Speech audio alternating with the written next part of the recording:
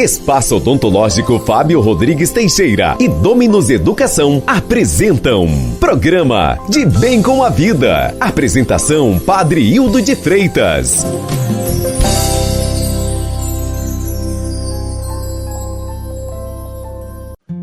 Quarta-feira, dia 18 de setembro, 24ª semana do Tempo Comum. Bom dia, cidade de Arcos, bom dia a todos que nos dão o prazer da sua sintonia. Dai paz, Senhor, aos que em vós esperam, para confirmar a veracidade dos vossos profetas. Escutai as preces do vosso servo e vosso povo Israel. É impossível não tomar uma decisão diante do Evangelho de Jesus. Será que estamos dispostos a mudar alguma coisa em nós? Diante da imagem de Jesus, podemos arrumar desculpas e pretextos para não aceitar. Essa pode ser a atitude de quem não quer mesmo mudar. Tocamos flauta para vós e não dançastes. Fizemos lamentações e não chorastes. A palavra de Cristo será sempre a verdade, independentemente de quem a anuncie. Você só conseguirá colocar seu mundo exterior em ordem se sua vida interior estiver assim. Não andem ansiosos por coisa alguma, mas em tudo, pela oração e súplicas, e com ação de graças apresentem seus pedidos a Deus. Carta aos Filipenses, capítulo 4, versículo 6. A preocupação é um sentimento muito poderoso que tem o poder de abalar a forma como reagimos à vida. Pessoas que estão muito preocupadas com algo acabam tornando-se apáticas e desinteressadas, pois dedicam a maior parte de seus pensamentos a essas inquietações. No texto que lemos, Paulo deixa claro que não devemos andar ansiosos, mas simplesmente entregues todas as nossas preocupações a Deus por meio da oração. Sei que para quem está de fora do problema, pode parecer fácil falar dessa maneira. Entretanto, saiba que, ao escrever estas palavras, Paulo estava preso, aguardando seu julgamento, diante da iminente possibilidade de ser condenado à morte. Ele tinha todos os motivos para estar extremamente angustiado e ansioso, mas em vez disso, nos dá um grande ensinamento. Simplesmente entrega suas preocupações a Deus Pai. Saiba que não há nada pequeno ou grande demais para Ele. Confie em quem, assim como Ele proveu para Paulo um coração cheio de paz e tranquilidade, mesmo em meio a circunstâncias extremamente desfavoráveis, Ele fará o mesmo com você. Mas, assim como Paulo, devemos fazer isso por meio da oração, crendo que o Pai está cuidando de todas as coisas. Você tem enfrentado problemas? Lembre-se de que, a todo momento da vida, devemos recorrer à oração, pois é dessa forma que nos relacionamos com aquele que é capaz de todas as coisas. Peça com fé e Deus Pai o ouvirá e transmitirá a verdadeira paz ao seu coração. Lembre-se de que a oração é a expressão de nossa confiança nas promessas de Deus. Entregue o controle de sua vida a Deus e reconheça a sua completa dependência dele.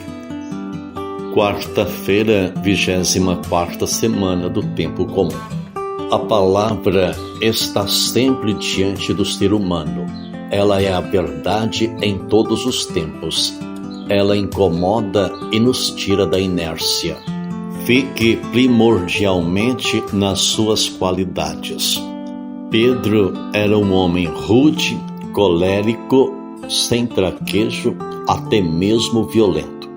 Jesus, agindo como o mestre que é, não ignorou essas características petrinas, mas também não as encarou de forma simplista e isolada, e sim dentro de um contexto mais amplo. O fato concreto é que os defeitos de Pedro não o impediam de ser um bom pescador, tanto que João e Tiago eram seus sócios. Eles tinham uma espécie de cooperativa da qual Pedro era o chefe. Então Jesus disse: Pedro, tu és um bom pescador, meio rude, mas um bom pescador. Eu te quero. De hoje em diante pescarás homens. Confira Evangelho de Lucas, capítulo 5, versículos de 1 a 11. Aonde eu quero chegar? Pedro tinha muitos defeitos, mas Jesus focou em suas qualidades.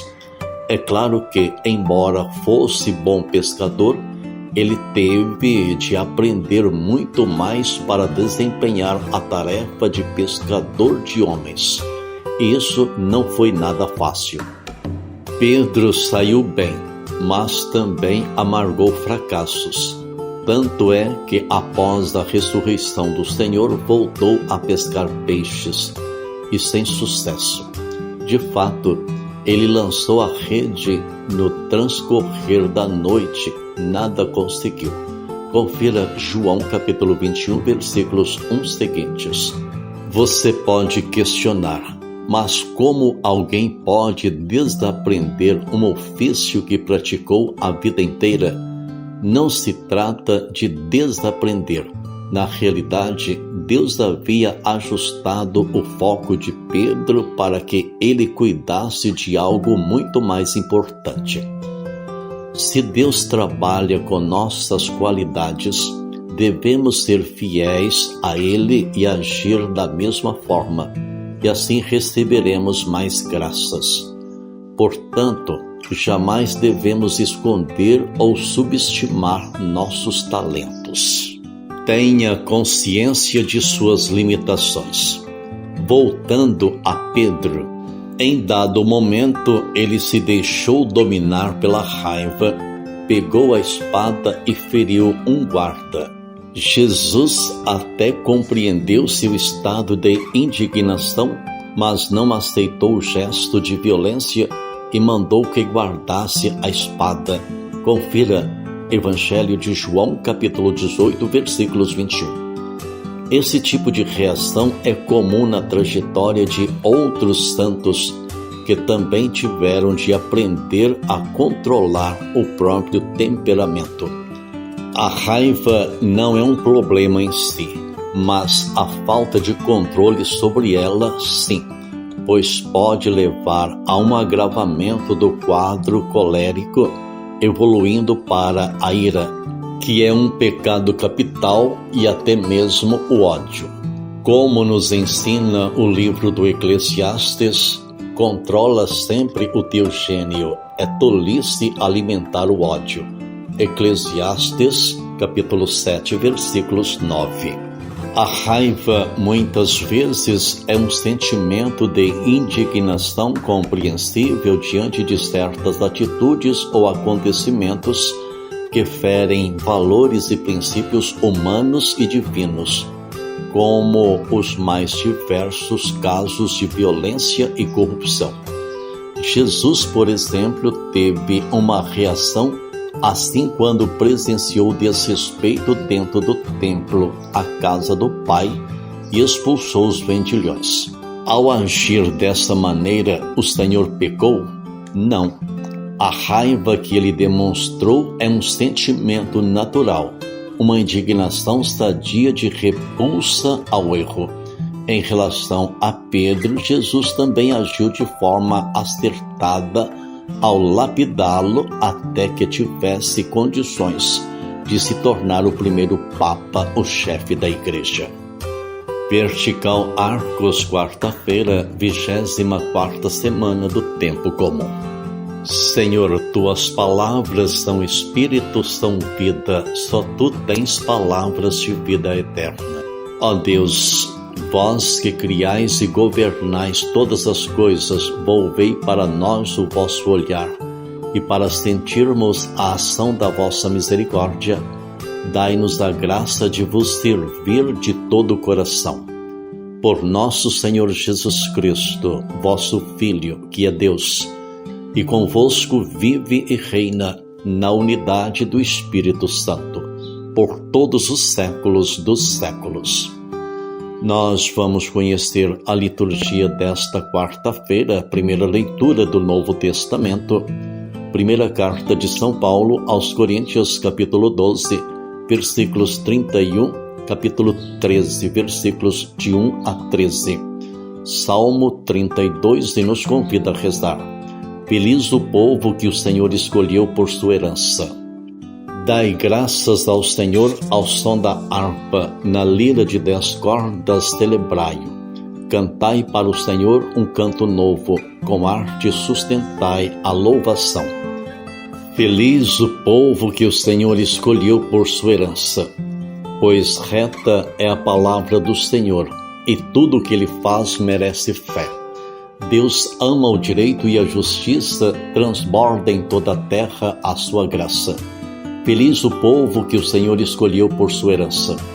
Feliz o povo cujo Deus é o Senhor e a nação que escolheu por sua herança. Sobre nós venha, Senhor, a vossa graça, da mesma forma que em vós nós esperamos. Feliz o povo que o Senhor escolheu por sua herança. O Santo Evangelho, escrito segundo Lucas, capítulo 7, versículos 31 ao 35, assim está escrito. Naquele tempo, disse Jesus, com quem hei de comparar os homens desta geração? Com quem eles se parecem? São como crianças que se sentam nas praças e se dirigem aos colegas dizendo: tocamos flauta para vós e não dançastes. Fizemos lamentações e não chorastes. Pois veio João Batista, que não comia e nem bebia vinho, e vós dissestes: ele está com um demônio. Veio o Filho do Homem, que come e bebe, e vós dizeis: é um comelão e beberrão, amigo dos publicanos e dos pecadores. Mas a sabedoria foi justificada por todos os seus filhos. Estas são palavras de salvação. Glória a vós, Senhor. No Santo Evangelho que ouvimos escrito segundo Lucas, capítulo 7, versículos 31 ao 35, nos ensina a palavra do Senhor. Jesus lamenta porque não é aceito por seus ouvintes, a quem oferecia salvação.